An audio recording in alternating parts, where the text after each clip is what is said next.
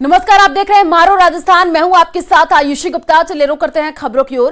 केंद्र सरकार की जनधन योजना के 1 दशक पूरे हो गए हैं। जनधन योजना के 10 साल होने पर नमो ऐप पर क्विज के जरिए पीएम मोदी के हस्ताक्षर की किताब जीतने का मौका है। 10 सवालों के उत्तर देने वालों को पीएम मोदी के हस्ताक्षर की किताबें मिलेंगी। ये क्विज आज पूरे दिन नमो ऐप पर लाइव है। नमो ऐप पर जाकर के पूछे गए सवालों के जवाब देकर पीएम के हस्ताक्षर वाली किताबें जीत सकते हैं। तो जनधन योजना के 10 साल पूरे होने पर आपको बता दें कि क्विज का ये आयोजन जो है वो किया जा रहा है। नमो ऐप पर सवालों के जवाब आप दे सकते हैं और जीतने वाले को जो है किताब मिलेगी। केंद्र सरकार की योजना है जनधन योजना और उसी योजना के 10 साल पूरे हुए हैं। उसी उपलक्ष्य में 1 दशक पूरे होने पर क्विज का आयोजन किया जा रहा है। सीकर से बड़ी खबर सामने आ रही है। सीएम भजनलाल जो है सांगलिया धूणी पहुंचे हैं और खीवादास महाराज की पुण्यतिथि समारोह में शामिल हो रहे हैं। आपको बता दें कि महंत ओमदास महाराज विधायक गोवर्धन वर्मा ने स्वागत किया है। ओमदास महाराज से मुख्यमंत्री मिले हैं, उसकी तस्वीरें भी सामने आई हैं, आपको दिखा भी रहे हैं। सीकर से ये बड़ी अपडेट आपको दे रहे हैं। ओमदास महाराज से जो है मुख्यमंत्री भजनलाल शर्मा ने मुलाकात की है। मुलाकात की ये तस्वीर सामने आई है। आप देखिए सीएम जो है बगल में ही बैठे हुए नजर आ रहे हैं, मुलाकात करते हुए दिख रहे हैं, बातचीत करते हुए दिख रहे हैं। तो ये बड़ी अपडेट, सांगलिया धूणी जो है सीएम भजनलाल पहुंचे हैं। मुलाकात की ये तस्वीर सीकर से सामने आई है।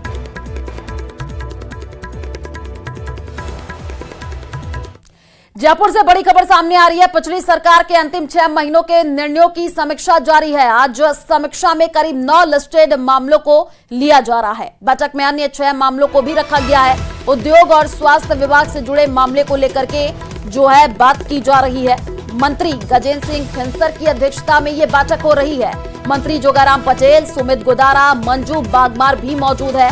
मंत्रिमंडलीय समिति ने सभी मामलों की फाइल तलब की है और पिछले 6 महीने में आनन फानन में जो है कई फैसले लिए गए थे, उसी को लेकर के अब चर्चा विमर्श भी की जा रही है। तो ये बड़ी अपडेट आपको दे रहे हैं। इस बैठक में अन्य 6 मामलों को भी रखा गया है। उद्योग और स्वास्थ्य विभाग से जुड़े मामले को लेकर के बातचीत की जा रही है। मंत्री गजेंद्र सिंह खनसर की अध्यक्षता में ये बैठक हो रही है। मंत्री जोगाराम पटेल, सुमित गोदारा, मंजू बागमार भी इसमें मौजूद है। मंत्रिमंडलीय समिति ने सभी मामलों की जो फाइल है वो तलब की है। प्रतापगढ़ से बड़ी खबर सामने आ रही है। छात्र छात्राओं का विरोध प्रदर्शन देखने को मिला। शिक्षकों के रिक्त पद भरने को लेकर के छात्र छात्राओं का ये प्रदर्शन, विद्यार्थियों और अभिभावकों ने स्कूल गेट पर ताला जड़ा है। तस्वीर भी सामने आई है। सुहागपुरा तहसील के राउमावी पंजावा का ये पूरा मामला बताया जा रहा है। कलेक्टर और उच्च अधिकारियों को बुलाने की मांग पर यहाँ पर छात्र छात्राएं अड़े हुए हैं। पूर्व में कलेक्टर को ज्ञापन सौंप करके अल्टीमेटम भी दे चुके हैं। 600 छात्रों पर मात्र 8 शिक्षक हैं। व्याख्याताओं के पद रिक्त चल रहे हैं और इसी को लेकर के अब प्रदर्शन जो है छात्र और छात्राओं की तरफ से किया जा रहा है। तस्वीर भी सामने आई है। शिक्षकों के रिक्त पद भरने को लेकर के ये विरोध किया जा रहा है। विद्यार्थियों और अभिभावकों ने स्कूल गेट पर जो है ताला जड़ दिया है।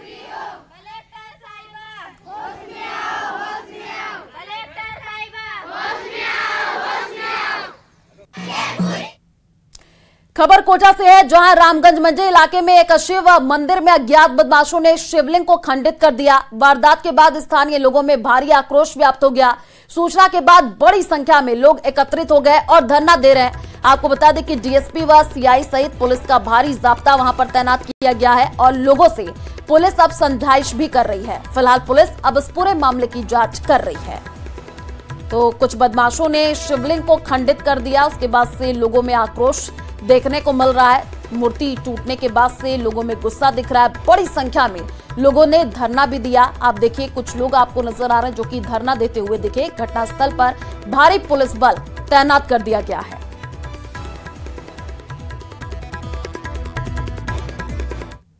कृषि विभाग से जुड़ी बड़ी खबर सामने आई है। फर्जी दस्तावेजों से नौकरी पाने वालों की जांच होगी। कृषि विभाग में पिछले 5 साल की भर्तियों की जांच होगी।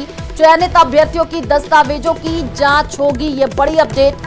दस्तावेजों के सत्यापन के लिए आंतरिक जांच कमेटी का गठन किया गया और कमेटी को 1 महीने में ही जांच रिपोर्ट सौंपनी होगी।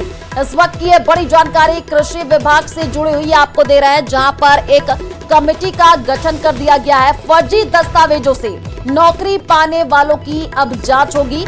कृषि विभाग में पिछले 5 साल की भर्तियों की अब जांच की जाएगी और इसी को लेकर के एक कमेटी का भी गठन कर दिया गया है। तो कमेटी को 1 महीने में जो है जांच रिपोर्ट पूरी तरीके से सौंपनी होगी। ये बड़ी अपडेट। दस्तावेजों के सत्यापन के लिए आंतरिक जांच कमेटी का गठन किया गया है। ज्यादा जानकारी के लिए संवाददाता सौरभ हमारे साथ फोन लाइन पर जुड़ चुके हैं। सौरभ, कमेटी का गठन कर दिया गया है, रिपोर्ट सौंपनी होगी, क्या कुछ अपडेट है इस पूरे मामले में? जी बिल्कुल, देखिए पिछले 5 साल के दौरान कृषि विभाग में जो भर्तियां हुई हैं उनमें संभवतः कृषि विभाग को ये शक है कि कुछ कतिपय लोक सेवकों ने फर्जी दस्तावेजों के जरिए जो है वो नौकरियां पाई हैं। इसलिए आज से 5 साल के दौरान जितनी भी भर्तियां हुई हैं उनकी जांच जो है वो की जाएगी। उनके दस्तावेज जो है वो जांचे जाएंगे। जो दस्तावेज भर्ती एजेंसी को जो है वो इन अभ्यर्थियों ने दिए थे उनकी जांच जो है वो की जाएगी और इसके लिए अलग अलग लेवल पे कमेटियां बनाई हैं। संभाग स्तर पर जो है वो कमेटी बनी है, आयुक्तालय स्तर पर जो है वो कमेटियां बनाई गई है और ये कमेटियों को 1 महीने के अंदर अपनी रिपोर्ट जो है वो देनी है और इसमें जो तमाम दस्तावेज है, चाहे बात जो एजुकेशन के सर्टिफिकेट्स हो, जाति के सर्टिफिकेट हो,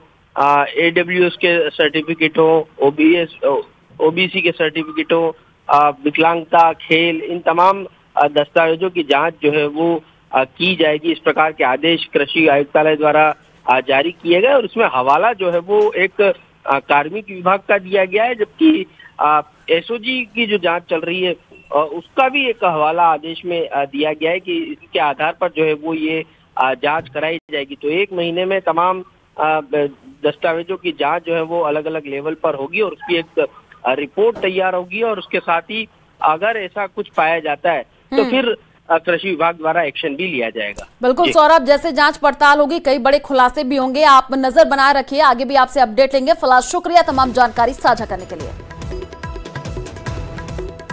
खबर जयपुर एयरपोर्ट पर सोना पकड़ने की। जयपुर एयरपोर्ट पर कस्टम विभाग ने 60 लाख रुपए से ज्यादा का सोना पकड़ा है। ये यात्री शारजाह से जो है एयर अरबिया की फ्लाइट से जयपुर एयरपोर्ट पहुंचा था। कस्टम अधिकारियों को एयर इंटेलिजेंस यूनिट के जरिए इस तस्करी की गोपनीय जानकारी मिली थी। कस्टम अधिकारियों ने गोपनीय इनपुट के आधार पर एयर अरबिया की फ्लाइट से आ रहे यात्रियों पर पैनी नजर रखा था और जयपुर एयरपोर्ट पर यात्री की संदिग्ध स्थिति को देखते हुए कस्टम अधिकारियों ने एक यात्री को रोक करके पूछताछ की। इस यात्री के पास से सोने को पकड़ा गया था।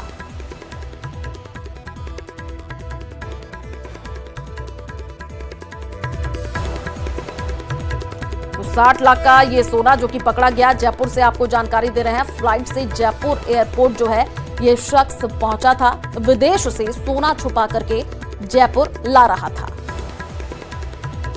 और जोधपुर से बड़ी खबर सामने आ रही है। आसाराम को लाया गया जोधपुर एयरपोर्ट। इस वक्त की ये बड़ी अपडेट आपको दे रहे हैं। आसाराम को इलाज के लिए जो है मुंबई ले जाया जाएगा। तस्वीर सामने आई है, आपको तस्वीर भी दिखा रहे। यौन शोषण में आपको बताएं कि उम्र कैद की सजा जो है आसाराम काट रहे हैं। स्पेशल टीम आसाराम को लेकर के मुंबई पहुंचेगी और फिलहाल जो तस्वीर आपको दिखा रहे हैं ये आसाराम को जोधपुर एयरपोर्ट लाया गया है और यहीं से जो है आसाराम को मुंबई ले जाया जाएगा। यौन शोषण में उम्र कैद की सजा जो है आसाराम काट रहे हैं। स्पेशल टीम आसाराम को लेकर के मुंबई पहुंचेगी।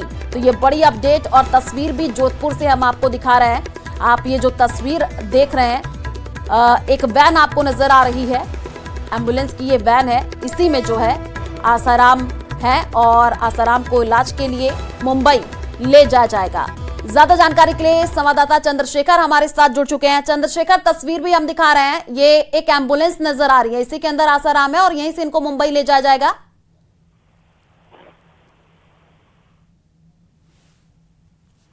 यहाँ पे लाया गया और कड़ी सुरक्षा के बीच आसाराम को यहाँ पे लाया गया है। 7 दिन की जो पैरोल आसाराम को मिली थी और आसाराम इस एम्बुलेंस के अंदर आप देख सकते हैं कि आसाराम की एक झलक देखने के लिए लोग यहाँ पर एकत्रित हो रहे हैं। और सबसे बड़ी बात करें तो आसाराम के कई समर्थकों ने जो है मुंबई के लिए टिकट बुक करवाए हैं। इसमें आसाराम की जो शिष्या है शिल्पी, उसने भी मुंबई के लिए टिकट बुक करवाए हैं। वो एयरपोर्ट के अंदर जाती हुई दिखाई दी है। आसाराम को यहाँ से मुंबई ले जाया जाएगा, जहाँ से पूना के एक अस्पताल में उनका इलाज किया जाएगा और जहाँ पर 7 दिन की जो है आपात पैरोल आसाराम को दी गई थी। आप देख सकते हैं एम्बुलेंस के माध्यम से बिल्कुल एयरपोर्ट के भीतर तक एम्बुलेंस ले जाई गई है। आसाराम को कहीं भी किसी के सामने जो है नहीं आने दिया गया है। यहाँ से अब एम्बुलेंस के आगे जो रास्ता है वो एयरपोर्ट अथॉरिटी के अंदर जो है इनको ले जाया गया।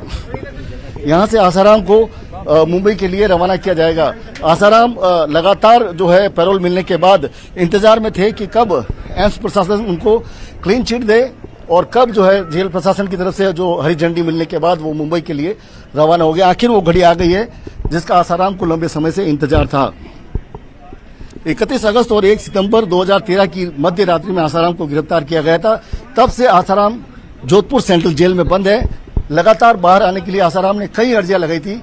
इलाज को लेकर आसाराम की तरफ से कई जो है कोर्ट में याचिकाएं पेश की गई थी, लेकिन आसाराम को कभी भी जो है राहत नहीं मिली थी। लेकिन आखिर वो घड़ी आ गई जिसका आसाराम को इंतजार था। आप देख सकते हैं एक विशेष गाड़ी जो है एम्बुलेंस के पास जो लगाई गई है, यहाँ से सीधा आसाराम को व्हील चेयर के माध्यम से इस गाड़ी में बिठाया जाएगा और ये जो आगे गाड़ी है वो सीधा फ्लाइट से कनेक्ट होगी और आसाराम को फ्लाइट के अंदर प्रवेश कराया जाएगा। चूंकि सुरक्षा का हवाला जो हाईकोर्ट ने पूर्व में जो निर्देश दिए थे उनकी पालना की जा रही है। हाईकोर्ट ने स्पष्ट कहा था कि आसाराम किसी से भी बात नहीं करेगा। इसके अलावा आसाराम किसी भी वक्त के साथ जिन लोगों को 4 लोगों को अलाउ किया गया उसके अलावा किसी से संवाद नहीं करेगा, मीडिया से बात नहीं करेंगे।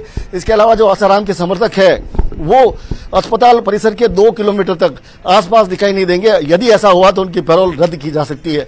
तो ऐसे में हर कदम फूक फूक के यहाँ पे रखा जा रहा है कि किसी भी मुसीबत में जो आसाराम आगे नहीं पड़े। उसको लेकर जो है प्रशासन और खुद आसाराम भी जो है इस बात को आश्वस्त करना चाहते हैं कि कोर्ट के द्वारा दिए गए निर्देशों की पालना पूरी तरह से की जाए। तो आप देख सकते हैं कि ये एम्बुलेंस है, पिछला पुलिस जाब्ता तैनात है यहाँ पर। आप नजर बना करके रखिए, आगे आपसे अपडेट लेंगे। शुक्रिया तमाम जानकारी साझा करने के लिए। जयपुर से बड़ी खबर सामने आ रही है। आईपीएस लक्ष्मण दास एपीओ इस वक्त की ये बड़ी अपडेट आपको दे रहे हैं। प्रतापगढ़ एसपी पद पर कार्यरत थे। कार्मिक विभाग ने ये आदेश जारी किए हैं। तो इस वक्त की सबसे बड़ी जानकारी आपको जयपुर से दे रहे हैं, जहां पर आईपीएस लक्ष्मण दास एपीओ किए गए। प्रतापगढ़ एसपी पद पर कार्यरत थे। कार्मिक विभाग ने ये आदेश जारी किए हैं। जो आदेश है वो भी हम आपको टीवी स्क्रीन पर दिखा रहे हैं। आईपीएस लक्ष्मण दास एपीओ और एसपी पद पर कार्यरत थे। ये बड़ी अपडेट कार्मिक विभाग ने आदेश जारी किए हैं।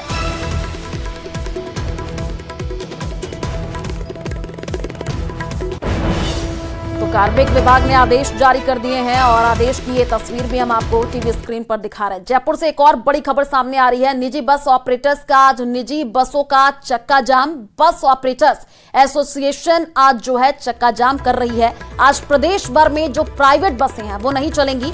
परिवहन विभाग के रवैये से जो है निजी बस ऑपरेटर्स नाराज हैं और अपनी 24 सूत्री मांगों को मनवाने के लिए चक्का जाम किया जा रहा है। निजी बसों में यात्रा करने वाले यात्री जो है वो अब परेशान हो रहे हैं। तो ये बड़ी जानकारी जयपुर से आपको दे रहे हैं, जहां पर 24 सूत्री मांगे जो है मनवाने के लिए चक्का जाम किया जा रहा है। निजी बसों में यात्रा करने वाले जो यात्री हैं उनको अब खासा परेशानी का सामना करना पड़ रहा है।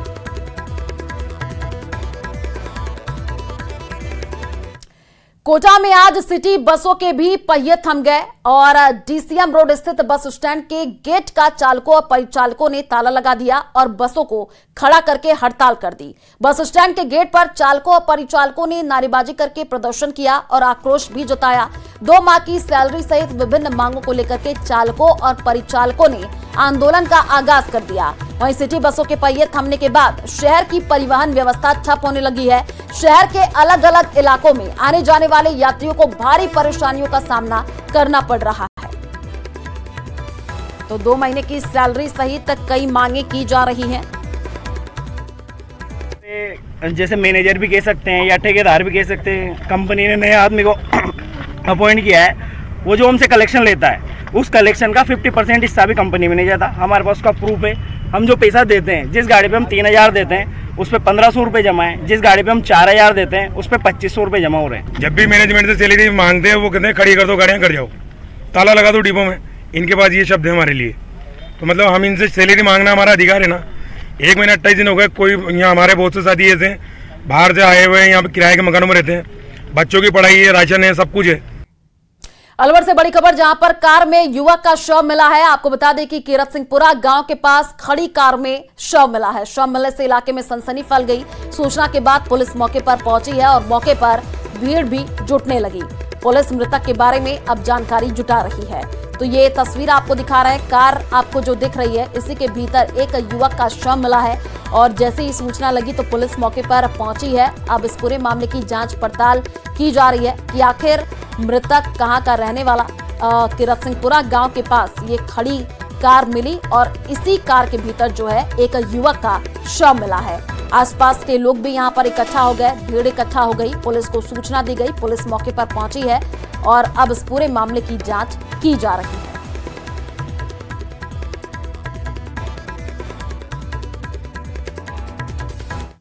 और एक मंत्री के गृह क्षेत्र में मंत्री के ही विभाग में राजस्व को चूना लगाया गया। इतना ही नहीं, दोषियों को बचाने के लिए अधिकारी जी भी जो है जीतोड़ कोशिश कर रहे हैं। सिरोही के पास रामपुरा ग्राम पंचायत के द्वारा गौचर में पट्टे के प्रकरण पर पंचायत समिति के अधिकारियों की कार्यशैली पर अब सवाल उठ रहे हैं। आपको बता दें कि नियम विरुद्ध बने पट्टों की जांच में अनियमितता बरती गई है।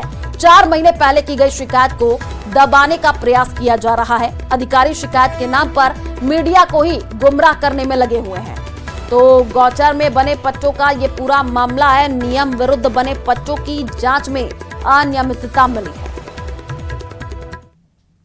गोचर की जमीन पर पट्टे बनाकर बेच दिए गए। बेचने के बाद में उनकी रजिस्ट्री की गई। रजिस्ट्री करने के बाद में मामला उजागर हुआ, तब जो है पंचायती राज विभाग के रामपुरा ग्राम पंचायत में खलबली मच गई। खलबली के बाद में अधिकारी जो है जांच के नाम का हवाला देते हुए नजर आए। पिछले 4 अप्रैल 2023 को इसकी शिकायत की गई थी। मामला 4 महीने बीत जाने के बाद भी जांच के नाम पर अधिकारियों ने खानापूर्ति की।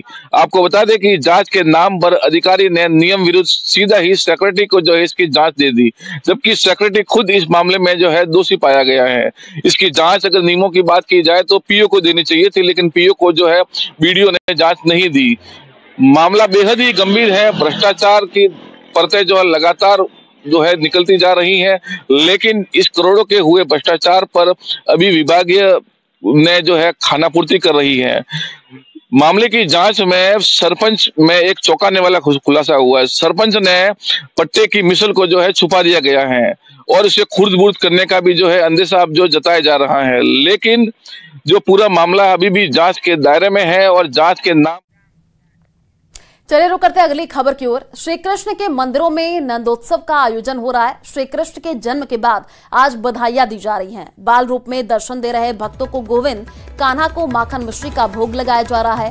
गोविंद देव जी मंदिर में विशेष झांकी जो है वो सजाई गई है। तो तस्वीर आपको दिखा रहे हैं, मंदिरों में नंदोत्सव का आयोजन किया जा रहा है और विशेष झांकियां सजाई गई हैं। बाल रूप में जो है दर्शन करने के लिए भक्तों की भारी भीड़ भी जो है वो देखने को मिल रही है। तो जयपुर के गोविंद देव जी की ये तस्वीर आपको दिखा रहे हैं। आप देखिए कि भोग चढ़ाने के लिए यहाँ पर लगाया गया है और भक्तों की जो भीड़ है वो भी देखने को मिल रही है। राजधानी गोविंदमय हुई भी नजर आ रही है। जी हाँ, जयपुर के आराध्य देव गोविंद देव जी के मंदिर में इस वक्त मैं मौजूद हूँ, जहाँ बड़ी संख्या में भक्तों का हुजूम उमड़ा हुआ है।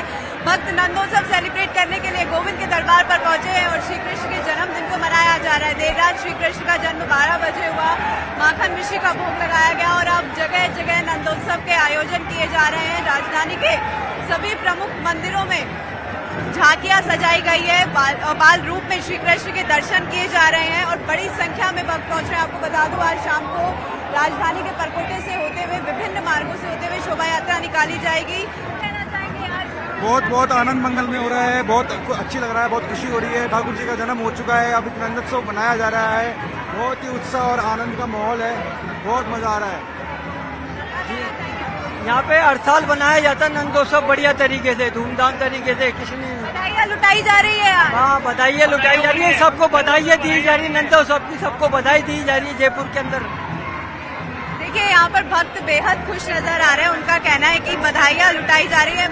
आंटी से बातचीत करेंगे। आंटी, आज आप नंदोत्सव मना रही हैं? हाँ जी, आज नंदोत्सव मना रहे हैं। बड़ा आनंद आ रहा है गोविंद के दरबार में। तर्ज पर जो है राजधानी में भी जन्माष्टमी का पर्व मनाया जा रहा है और हमारी गुलाबी नगरी को छोटी काशी भी कहा जाता है, यानी कि कृष्ण का आशीर्वाद जो है, गोविंद का आशीर्वाद जो है हमेशा गुलाबी नगरी पर बना रहता है और गोविंद से ही यहाँ के जयपुर वासियों की शुरुआत होती है और शाम का अंत भी गोविंद के दर्शन के साथ ही होता है। कैमरामैन अविनाश के साथ महिमा जैन, न्यूज़ 18। बालोतरा जिले के खटिया प्राचीन मठ के मठाधीश का मुद्दा विवादों में। ऐसा बताया जाता है कि मठाधीश पीर किशन भारती ने अपने जीवित रहते हुए ही निरंजन भारती को मठाधीश घोषित कर दिया था, लेकिन उसके निधन के बाद साजिश के तहत कुछ लोगों ने एक स्वामी को मठाधीश बनाने की प्लानिंग की है, जिसके विरोध में अब संत समाज और ग्रामीणों ने मुख्यमंत्री, प्रभारी मंत्री और जिला कलेक्टर से इस मामले में दखल देने के लिए ज्ञापन सौंपा है। देखिए रिपोर्ट।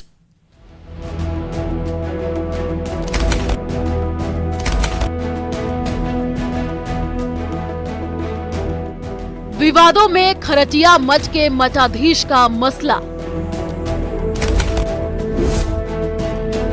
संत समाज और ग्रामीणों ने सौंपा डीएम को ज्ञापन। निरंजन भारती की सुरक्षा की मांग। इन दिनों बालोतरा का खरटिया प्राचीन मठ विवादों में घिरा। विवाद की आशंका को देखते हुए मठाधीश पीर किशन भारती ने अपने जीवित रहते हुए एक साधु सम्मेलन में निरंजन भारती को खरटिया मठ का मठाधीश घोषित कर दिया था, लेकिन उनके निधन के बाद आरोप है कि कुछ लोगों ने साजिश के तहत एक स्वामी को मठ में लाकर के बैठा दिया है। अब संत समाज और ग्रामीणों ने मुख्यमंत्री, प्रभारी मंत्री और जिला कलेक्टर को इस मामले में हस्तक्षेप करने के लिए ज्ञापन दिया है और निरंजन भारती की सुरक्षा की मांग की है। और ये खंटिया मठ प्राचीन मठ है और इसमें जो परंपरा ये रही है कि जो गादीपति बनता आ रहा है, जो अपने वसीयतनामा और जिस तरह से हुआ है, और हमेशा मठाधीश जो वसीयतनामा लिखते हैं वही मंत्र बनता है, यही परंपरा है। बताया जाता है कि समदड़ी के खरटिया में मठ की स्थापना जोधपुर किले के स्थापना से पहले की गई, जिसे लोगों ने श्रद्धा के मुताबिक दान भी दिया। वक्त के साथ साथ मठ की प्रॉपर्टी बढ़ती गई। आरोप है कि इस पर कुछ असामाजिक तत्वों की नजर है। बताया जाता है कि मठाधीश पीर किशन भारती के निधन के बाद उनके 12वीं की रस्म भी निरंजन भारती ने की थी। उस दौरान किसी ने भी उत्तराधिकारी के लिए दावा नहीं किया।